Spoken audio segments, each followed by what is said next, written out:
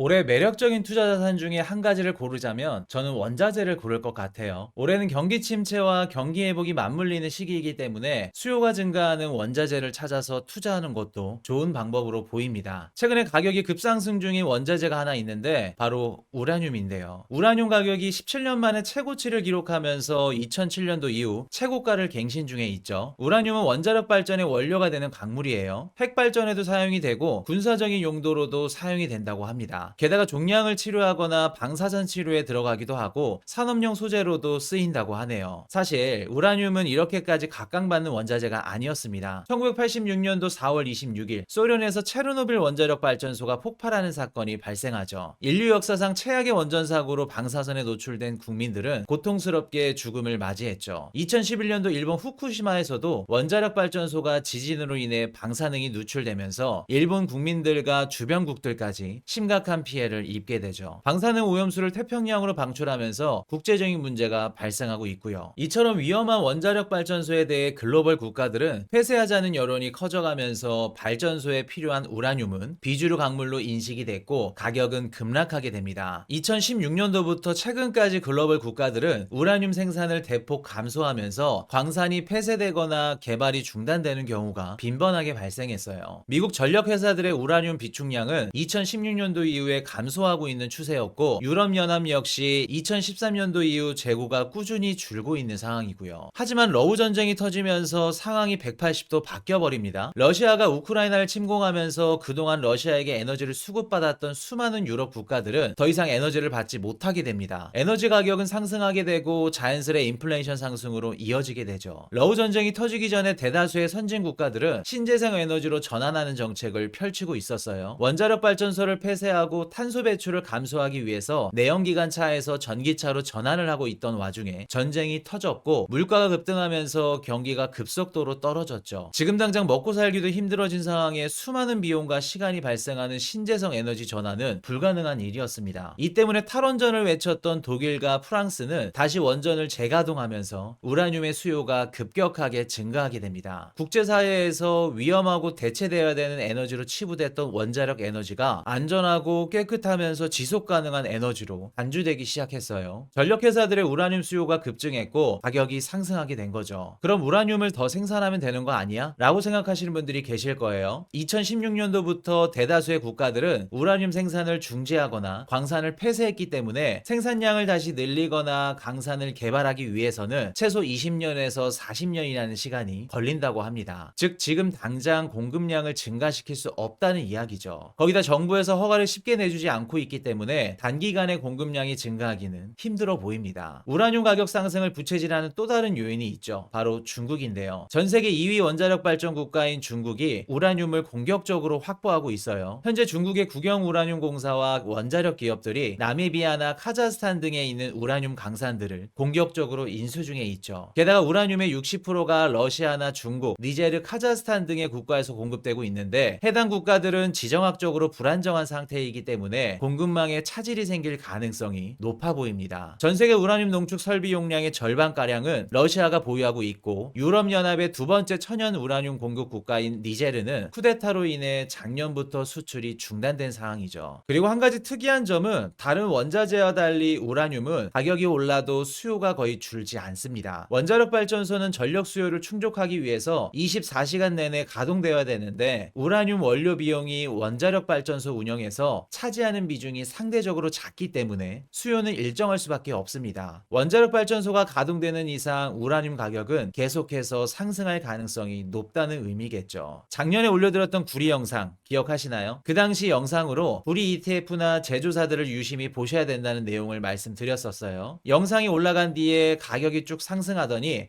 고점을 찍고 지금은 저항을 받고 있는 상태죠. 경기 침체기와 경기 회복기가 맞물려 있는 올해와 딱 맞는 원자재는 구리가 아닐까 생각을 해봅니다. 일단 구리는 안 들어간 데가 없죠. 인프라 설비나 각종 전자제품, 군수품, 건축재, 자동차 산업, 화장품, 조명 등 모든 산업 분야에 들어가기 때문에 산업 회복 시기에는 수요가 증가할 수밖에 없어요. 최근 구리 가격 상승에 영향을 준 건 세계 최대 구리 강산 기업인 퍼스트 퀀텀이 광산 운영을 중단했기 때문인데요. 파나마에 있는 이 광산은 전 세계의 구리 공급량의 1.5%를 책임지고 있어요. 퍼스트 퀀텀은 캐나다계 강산 기업인데 때문에 파나마 정부가 캐나다 기업에게 구리광산 사업권을 최소 20년간 연장을 해주면서 파나마 국민들이 시위를 벌이고 있는 겁니다. 구리 공급이 감소하면서 가격 상승 가능성이 점점 더 커져가고 있는 상태죠. 한 가지 아쉬운 건 주변에 주식 투자하시는 분들이나 많은 투자자분들이 아직도 2차 전지, 니켈, 리튬이나 전기차, 테슬라 같은 이런 종목들이나 원자재에 미련을 못 버리고 계신다는 겁니다. 작년에 폭발적인 상승을 보여줬던 에코프로나 포스코 같은 종목들이 눈앞에 아른거릴 거예요. 하지만 지금 시장이 바라보고 있는 섹터는 바뀌었습니다. 만일 내가 원자재를 투자한다면 친환경 정책에 해당되는 리튬이나 니켈 같은 배터리 관련 원자재보다 산업 회복에 필요하거나 우라늄 같이 기존에 외면받았던 원자재를 보시는 게 좋아 보입니다. 계속해서 말씀드리고 있는 구리도 있고요. 우라늄도 있을 거고요. 물론 리튬 투자가 단기적으로는 힘들겠지만 장기적인 관점에서 보면 우상향할 가능성이 높다고 생각합니다. 전 세계 2위 리튬 생산국인 칠레가 리튬 산업을 국유화 선언을 하면서 공급량을 조절한다고 발표를 했죠. 멕시코도 리튬 개발 사업을 국유화 선언했고 인도네시아는 니켈의 수출을 금지하면서 자원의 무기화 정책을 펼치고 있어요. 그렇기 때문에 리튬이나 니켈 가격은 장기적인 관점에서는 우상향할 가능성이 높아 보입니다. 다만 전기차의 판매량이 단기간 감소할 것으로 보고 있기 때문에 전기차 산업은 정체되어 있을 가능성이 높아 보입니다. 그렇기 때문에 다른 원자재를 보는 것이 현명한 판단이라 생각되는 거고요. 원자재 중에서도 제가 유독 광물을 추천드리는 이유는 블록 경제화에 있습니다. 친한 국가들끼리 서로 블록을 형성해서 경제를 구축해 나가는 것이 블록 경제화인데 블록 경제화에서는 자원 부국들이 강력한 힘을 발휘하게 됩니다. 본인들이 보유하고 있는 자원을 국유화 선언을 하거나 자원을 무기화해서 외교 정책을 펼칠 수 있기 때문에 광물 가격은 자연스레 상승할 수밖에 없습니다. 그리고 2023년도 광업 탐사 예산을 보면 왜 광물이 유망한지 알 수 있어요. 작년에 금 가격이 전고점을 갱신하면서 폭등하는 모습을 보여줬죠. 보통 전체 광업 탐사 예산에서 50% 이상 비중을 차지하는 게 금입니다. 2022년도 전체 광업 탐사 예산에서 금이 차지하는 비중을 보면 54%였는데 2023년도에는 9%가 하락한 46%를 기록했죠. 즉 금을 탐사해서 채굴하는 것보다 우라늄이나 구리 같은 광물들을 채굴하는 것이 수익적인 측면에서 더 좋다는 걸 의미합니다. 광업업계 시장 흐름이 변화하고 있다는 거죠. 아마 올해 원자재 투자하시는 분들은 어떤 종목을 선택하느냐에 따라서 TV가 엇갈리게 될 것으로 보여집니다. 광물 섹터에서 매력적인 원자재를 찾아보시면 좋을 것 같고요. 그리고 올해는 거시경제도 중요하지만 정치적인 변수들도 중요하기 때문에 각 국가별로 광물에 대해 어떠한 스탠스를 갖고 있는지도 꼼꼼히 크로스 체크를 해보셔야 됩니다. 매력적인 원자재를 찾으시면 해당 원자재를 취급하거나 광산에 투자하는 기업을 직접 투자하셔도 좋고요. 매력적인 원자재를 모아놓은 ETF를 보셔도 좋을 것 같습니다. 다들 좋은 주말 되시고요. 다음이 더 기대되는 좋은 정보로 찾아뵙겠습니다. 지금까지 머니톡톡이었습니다.